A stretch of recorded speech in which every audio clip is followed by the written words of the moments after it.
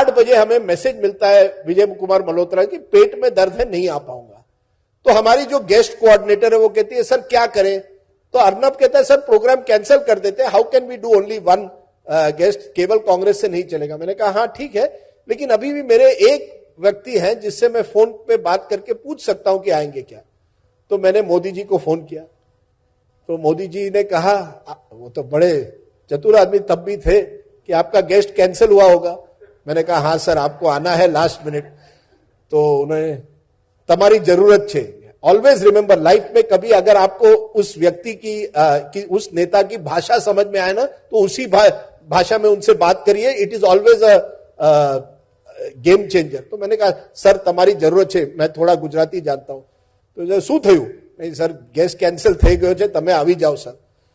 तो वो सोचे, मैं आपको बताता हूं 5 मिनट बाद। 5 मिनट बाद तुरंत फोन आता है, राजदीप जी मैं आ जाता हूं लेकिन पहुंचेंगे कैसे ग्रेटर कैलाश? तो मैंने कहा सर टैक्सी लीजिए। तो अच्छा टैक्सी क्या मल से? अरे नहीं जल्दी सर प्लीज आ भी जाओ तमें।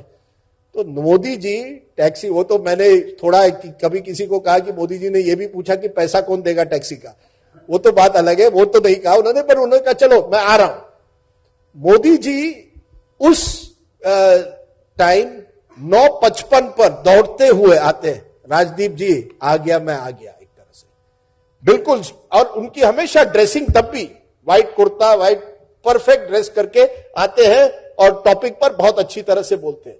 पर आप सोचिए वही नरेंद्र मोदी जिसके बारे में आज सौरभ आप पूछ रहे हैं मीडिया से एक्सेस नहीं है, वो उस जमाने में मीडिया और टीवी को जानते थे उसका क्या महत्व हो सकता है, किस तरह से अपनी एक पहचान बनानी है। देखिए वो मास लीडर नहीं थे तब बाकी जो बीजेपी लीडर्स थे, कई लोगों को हम उनको मास लीडर कहते थे, मोदी जी को नहीं। बिकॉज मोदी जी उस जमाने में पटेल डोमिनेटेड गुजराती पॉलिटिक्स में एक तरह से ओबीसी नेता की तरह जाने जाते थे। मुझे अभी भी याद है 1995 में जब बीजेपी पहली बार गुजरात में जीती थी, छोटा सा ऑफिस था उनका खानपुर में, मोदी जी बाहर बैठे थे, खाकरा खा रहे थे, बड़े नेता बीजेपी के शंकर सिंह वाघेला, केशुभाई पटेल, सुरेश मेहता अंदर की रूम में बैठे और मैं मोदी जी के साथ बाहर बैठा हूं। मैं नरेंद्र भाई को कहता हूं क्योंकि उनका काफी योगदान था उस विक्ट्री में, उन्होंने बिल्कुल मैनेजमेंट उस विक्ट्री की थी। वो मुझे कहते हैं नहीं वो बड़े उनको बैठने दीजिए, मैं यहां हूं। उनको बुलाया नहीं गया था उस मीटिंग में। आप सोचिए, अब यही है ना 1987 में मोदी जी पहली बार एक तरह से अपनी एक पहचान बनाते। 87 में म्युनिसिपल इलेक्शन होता है अहमदाबाद में, और वो क्या करते हैं, हर गली नुक्कड़ में जाकर पोस्टर्स देख रहे हैं कि पोस्टर लगे हुए हैं कि नहीं सब बीजेपी कैंडिडेट्स के, और वो स्कूटर के पीछे बैठे हुए हैं। स्कूटर कौन चला रहा है सोचिए, अमित शाह। अब मेरे दोस्त यही बात है, ये कई नेताओं को ये पता चलना चाहिए। आज वो इस लेवल पर पहुंच गए, लेकिन कहां से आए हैं?